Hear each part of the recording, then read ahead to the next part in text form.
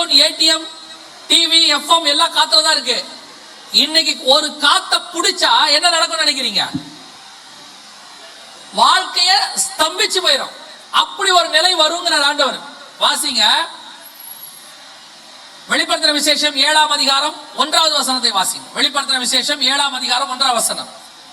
இவைகளுக்கு பின்பு பூமியின் 4 திசைகளிலும் 4 தூதர்கள் நின்று பூமியின் மேலாவது, சமுத்திரத்தின் மேலாவது, ஒரு மரத்தின் மேலாவது காற்று அடியாதபடிக்கு பூமியின் 4 காற்றுகளையும் பிடித்திருக்க கண்டேன். எதுக்கு தெரியுமா? அதுக்கு அடுத்த வசனம் வாசிச்சீங்கன்னா, ஜனங்களை கொண்டு போய் ஒரு இடத்துல மறைச்சு வைக்க போறாரு, முத்திரை போட போறாரு. ஜனங்களை கொண்டு போய் மறைச்சு வைக்கணும், காத்த பிடிச்சிருக்க சொல்றாரு. ஜனங்கள் மேல முத்திரை போட போறோம், காத்த என்ன செய்ய? ஜனங்க மேல முத்திரை போடுறதுக்கும் காத்த பிடிக்கிறதுக்கு என்ன சம்பந்தம்? இன்னைக்கு நீங்க யார் கண்ணுக்கும் மறைவா ஒருத்தர் உங்களை கண்டுபிடிக்காம இருக்கணும்னா அந்த இடத்துல நெட்வொர்க்னு ஒண்ணு இல்லாம இருக்கணும். அப்பதான் நீங்க மறைவா இருப்பீங்க. நெட்வொர்க்னு மட்டும் இருந்துருச்சுன்னா உங்களை எல்லா இடத்தையும் பிடிச்சிருவாங்க. இப்போ உங்க கையில செல்போன் இருக்கு, எல்லா போன் பண்ணாலும் நீங்க ரீச்சபிள். நெட்வொர்க் இல்லாத ஏரியாவுக்கு போயிட்டீங்கன்னா நாட் ரீச்சபிள். அப்போ நெட்வொர்க் இல்லாத ஏரியாவில் இருந்தீங்கன்னா உங்களை கண்டுபிடிக்க முடியாது. காத்து இல்லாத ஏரியால இருந்தீங்கன்னா உங்களை கண்டுபிடிக்க முடியாது. அதைத்தான் அங்க சொல்றாரு, காத்த புடி, நான் கொஞ்சம் பேரை மறைக்க போறேன். அப்படின்னா என்ன அர்த்தம்? சேட்டிலைட்ட புடின்னு அர்த்தம். உன்னோட டேட்டாஸ் புடி, இவனை நான் மறைக்க போறேன். இது இன்னைக்கு உள்ளது இல்ல, அதான் ரொம்ப முக்கியம். இன்னைக்கு உள்ள யங்ஸ்டர்ஸ் எல்லாம் என்ன நினைக்கிறாங்கன்னா, பைபிள் படிக்க சொன்னா, காலையில பையனை பைபிள் படிக்க சொன்னா, அதை யார் மம்மி காலையில போய் பைபிள்ல படிக்கிறது? அது ஓல்டு புக்கு. உலகத்திலேயே ஒரு புக்கு மட்டும்தான் எழுதும் போதே அப்டேட்டட் வெர்ஷனா எழுதுன புக்கு. அந்த ஒரு புக்கு பரிசுத்த வேதாகமம் மட்டுமே. எல்லா புக்கும் அப்டேட் பண்ணுவாங்க, ரிவைஸ்டு வெர்ஷன் ஒன்னு வரும். ரிவைஸ்டு வெர்ஷனே கிடையாது, எழுதுற அன்னைக்கே அப்டேட்டட். எத்தனை வருஷத்துக்கு? 3000 வருஷத்துக்கு அப்டேட்டட் ஆன ஒரே புக்கு. இதோட எதையும் சேர்க்காத, எதையும் குறைக்காத. காரணம், உனக்கு தேவையான அத்தனையும் இதை எழுதி கையில கொடுத்துட்டேன் சொல்லிட்டாரு. என்னைக்கு உள்ள டெக்னாலஜி பாருங்க.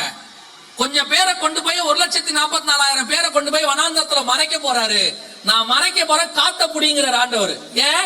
காத்துல டேட்டா இருக்கும், சிசிடிவி கேமரா, சேட்டலைட் எல்லாமே காத்துல தான் இருக்கும். காத்த புடிச்சாச்சுன்னா இவங்க கொண்டு போறது என்ன செய்ய முடியாது? கண்காணிக்க முடியாது. அதான் ஆண்டவர் சொல்றாரு, காற்றை மேய்ந்து. இஸ்ரவேல் கடைசி காலத்துல என்ன செய்யுமா? காத்துல வியாபாரம் பண்ணும். ரெண்டாவது, அதெல்லாம் ரொம்ப அற்புதமான வார்த்தை. அடுத்து வாசிங்க போதுல, கொண்டர் காற்றை பின்தொடர்கிறான். எதை? கொண்டர் காற்றுனா என்ன தெரியுமா? ஆங்கில வேதாகமத்துல எடுத்து பாருங்க, the wind from east னு இருக்கும். கிழக்குல இருந்து வீசும் காற்றை அவன் என்ன செய்யறானா?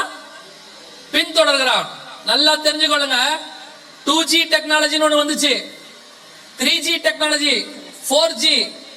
இந்த அத்தனை டெக்னாலஜியும் யாருதுன்னு கேட்டீங்கன்னு சொன்னா யூரோப்பியன்ஸ், அமெரிக்கன்ஸ். இந்த 5G டெக்னாலஜி மட்டும்தான் சைனீஸ். சைனா கிழக்கத்திய நாடு. பைபிள்ல கிழக்கில் இருந்து ஒரு ராஜா இருக்கு சைனாவுக்கு. இந்த 5G டெக்னாலஜியை சைனா கிட்ட இருந்து வாங்குற வேலையை தான் இப்ப யார் பண்ணிருக்கிறது? இஸ்ரவேல் பண்ணிருக்கு. சைனா தொடங்கிறதுக்கு முன்னாடி 5G டெக்னாலஜி இஸ்ரேல் தொடங்கிருச்சு. 5G டெக்னாலஜி இஸ்ரேல் இப்ப தொடங்கிருச்சு. முந்தானத்து 3 நாளைக்கு முன்னாடி. கொண்டர் காற்றை பின்தொடர்கிறான், east wind. 5G technology east wind, 4G technology west wind, அமெரிக்கால இருந்து உருவானது. இப்ப இந்த 5G டெக்னாலஜியை இஸ்ரேல் யார் கூட சேர்ந்து பண்ண தெரியுமா? இந்தியா கூட சேர்ந்து பண்ணுது. இந்தியா ஒரு கிழக்கத்திய நாடு. ஈஸ்ட் விண்ட் எவ்வளவு துல்லியமான தீர்க்க தரிசனம் பாருங்க. எந்த காலத்துல இருக்கு பைபிள்ல? 2500 வருஷத்துக்கு முன்னாடி. ஆனா பைபிளை படிச்சா நம்ம சொல்றோம், என்னங்க வெறும் நோவா கதை அதுதான் இருக்குது.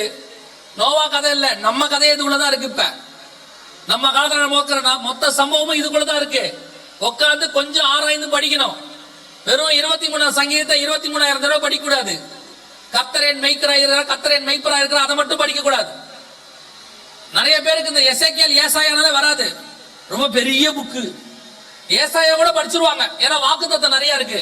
எரேமியாவுக்கு போகவே மாட்டாங்க, ஒரே புலம்பல் தான், ஒத்து வராது. பைபிள்ல ஒரு 4 புக்கு அவங்க படிக்க மாட்டாங்க. ஒன்னு எரேமியா, இன்னொன்னு யோபு.